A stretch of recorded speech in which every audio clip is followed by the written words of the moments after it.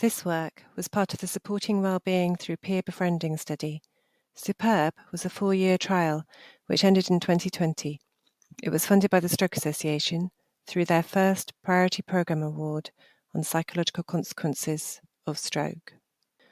Aphasia is a communication disability, most often as a result of stroke.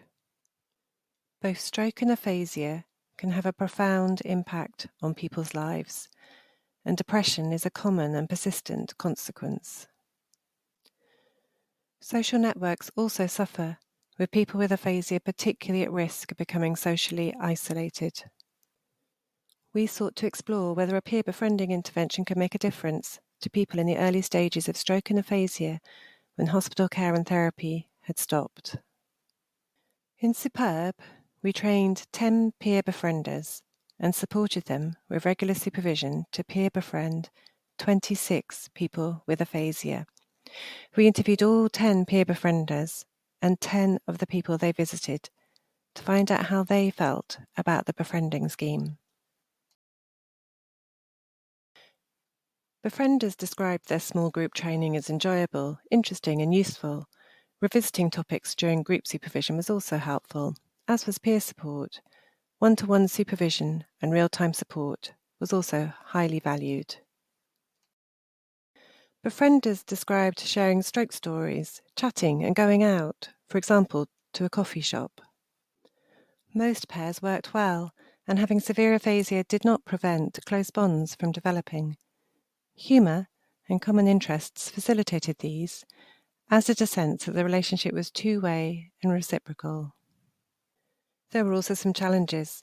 Travelling to visits and scheduling appointments was sometimes tiring and stressful, but real-time support from a research team helped. Sometimes befrienders were saddened by witnessing the struggles of the people with aphasia they visited, particularly when negotiating the end of visits. It was also hard for befrienders when the person they visited did not engage with the scheme. Befrienders found providing visits interesting and rewarding and viewed befriending as a secure challenge. Some likened it to having employment. It helped them feel more like their pre-stroke self. Befriending encouraged them to increase their activities and gave them renewed appreciation of positive aspects of their own lives. They felt they were uniquely placed to offer information and support and act as a role model for others with aphasia. They recommended befriending be incorporated into routine care.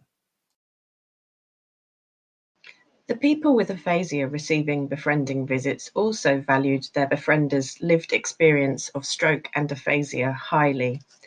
They viewed befrienders as inspiration for future recovery. They too described the relationship as reciprocal and said they benefited from the tips and advice they got.